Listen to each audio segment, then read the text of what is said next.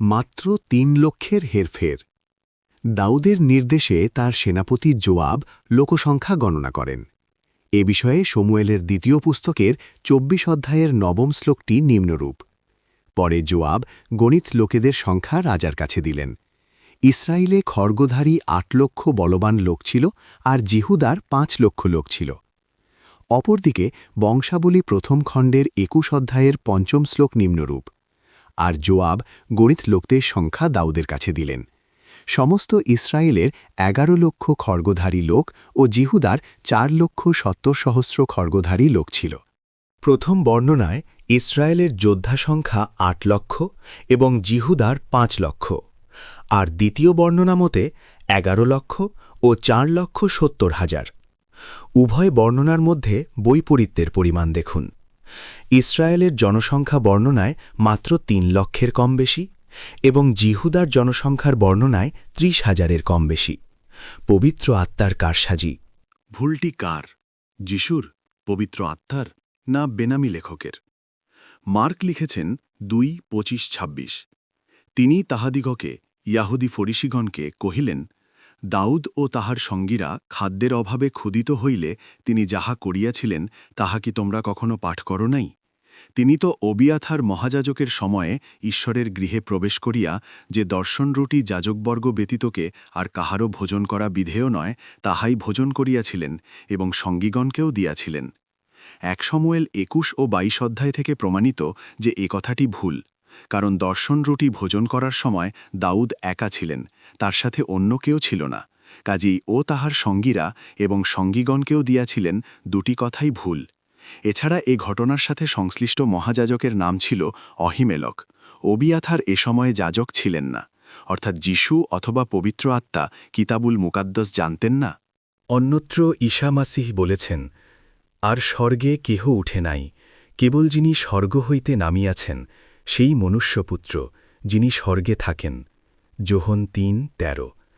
তাওরাতের ভাষ্যে এ কথাটি ভুল, কারণ হনক, এনক, ইদ্রিস এবং এলিয়া, এলিয়াসা উভয়ে স্বর্গে গমন করেছেন। আদিপুস্তক ৫:২৩-২৪, ২ রাজাবলী ২:১-১১। অর্থাৎ যিশু বা ইঞ্জিল লেখক পবিত্র আত্মা আল্লাহর কালাম সম্পর্কে একেবারেই অজ্ঞ ছিলেন। যিশুর পিতামাতা তাকে নিয়ে মিশর থেকে ফিলিস্তিনে ফিরে নাসরত নামক শহরে বসবাস করতে থাকেন। এ বিষয়ে মথি বলেন, এবং নাসরত নামক নগরে গিয়া বসতি করিলেন, যেন ভাববাদীগণের দ্বারা কথিত এই বচন পূর্ণ হয় যে তিনি নসরতীয় বলিয়া আখ্যাত হইবেন। মথি ২:২৩। ইঞ্জিলের এ কথাটি অসত্য।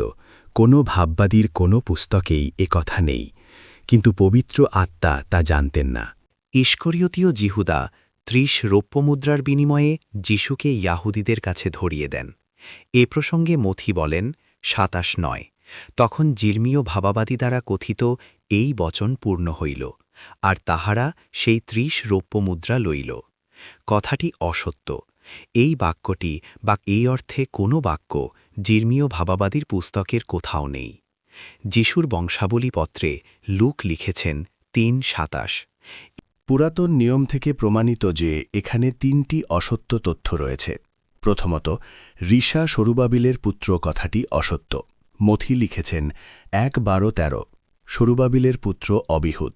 লুক ও মথি দুজনের কথাই অসত্য, কারণ ১ বংশাবলী ৩:১৯-এ রয়েছে যে সরুবাবিলের ৫টি পুত্র ছিল, তাদের মধ্যে রিশা বা অবিহুদ নামে কোনো পুত্র ছিল না। দ্বিতীয়ত, সরুবাবিল শলটিয়েলের পুত্র ছিলেন না, তিনি ছিলেন পদায়ের পুত্র। হ্যাঁ, তিনি শলটিয়েলের ভাতিজা ছিলেন। ১ বংশাবলী ৩:১৭-১৮। তৃতীয়ত, শলটিয়েলের পিতার নাম নেরি ছিল না, তার পিতার নাম ছিল জিকনিয়া, জিহোয়াখিন। ১ বংশাবলী ৩:১৭ ও মথি ১:১২। যিশুর পিতার দুজন পিতা? আমরা দেখেছি যে প্রচলিত ইঞ্জিল আল্লাহর কালাম নয়। এর মধ্যে আল্লাহর কোনো বাণী খুঁজে পাওয়া দুষ্কর। এর মূল বিষয় যীশুখ্রিস্ট, অথচ যীশুখ্রিস্টের পরিচয়ও ভয়ঙ্কর বৈপরীত্য। এক ব্যক্তির দুজন পিতা? মথি এবং লুক উভয়ে যিশুর বংশতালিকা প্রদান করেছেন। মথি ১:১-১৬ এবং লুক ৩:২৩-৩৮। যদি কেউ উভয় তালিকার তুলনা করেন তাহলে উভয়ের মধ্যে অনেক বৈপরীত্য এবং স্ববিরোধিতা দেখতে পাবেন, যেগুলির মধ্যে রয়েছে যিশুর দাদার নাম। মথি বলেন জাকব, কিন্তু লুক বলেন এলি, পিতার এক পুত্র। 2 মথি থেকে জানা যায় যে যিশু দায়ুদের পুত্র সলোমনের বংশধর। লুক থেকে জানা যায় যে যিশু দায়ুদের পুত্র নাথনের বংশধর। 3 মথির হাস্যে দায়ুদ থেকে ব্যাবিলনের নির্বাসন পর্যন্ত যিশুর পূর্বপুরুষগণ সকলেই সুপ্রসিদ্ধ রাজা ছিলেন। লুকের বর্ণনায় দায়ুদ ও নাথন বাদে যিশুর পূর্বপুরুষগণের মধ্যে কেউই রাজা বা কোনো প্রসিদ্ধ ব্যক্তি ছিলেন না। 4 মথির বিবরণ অনুযায়ী দায়ুদ থেকে যিশু পর্যন্ত উভয়ের মাঝে ২৬ প্রজন্ম, আর লুকের বর্ণনা অনুযায়ী উভয়ের মাঝে ৪১ প্রজন্ম। 5 মথি বলেন 1/17। এভাবে ইব্রাহিম থেকে দাউদ পর্যন্ত 14 পুরুষ, দাউদ থেকে ব্যাবিলনে বন্দী করে নিয়ে যাওয়ার সময় পর্যন্ত 14 পুরুষ, ব্যাবিলনে বন্দী হবার পর থেকে মসিহা পর্যন্ত 14 পুরুষ। এখানে দুটি সুনিশ্চিত ও প্রমাণিত অসত্য তথ্য বিদ্যমান। প্রথমত, এখানে বলা হল যিশুর বংশতালিকা 3 অংশে বিভক্ত, প্রত্যেক অংশে 14 পুরুষ, তাহলে মোট 42 পুরুষ। এ কথাটি স্পষ্ট ভুল। মথির 1 থেকে 17 বংশতালিকায় যিশু থেকে আব্রাহাম পর্যন্ত 42 পুরুষ নয়, বরং 41 পুরুষের উল্লেখ রয়েছে। যে কোনো পাঠক গণনা করলেই তা জানতে পারবেন। দ্বিতীয়ত, মথির বক্তব্য দাউদ থেকে ব্যাবিলনে বন্দী করে নিয়ে যাওয়ার সময় পর্যন্ত 14 পুরুষ, মারাত্মক ভুল। এক বংশাবলীর প্রথম অধ্যায় থেকে স্পষ্ট জানা যায় যে এ পর্যায়ে 18 পুরুষ ছিল, 14 পুরুষ নয়।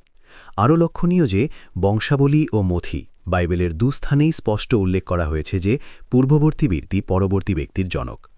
মথি তালিকার বিভিন্ন স্থান থেকে 4 পুরুষ ফেলে দেওয়া সত্ত্বেও লিখেছেন যে পূর্ববর্তী ব্যক্তি পরের ব্যক্তির সরাসরি জনক।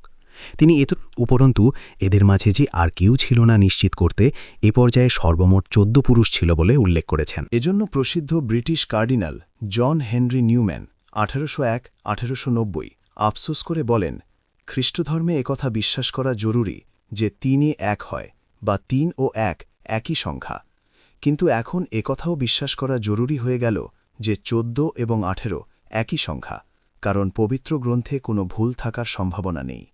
আমরা তার সাথে সুর মিলিয়ে বলতে পারি 41 ও 42 একই সংখ্যা।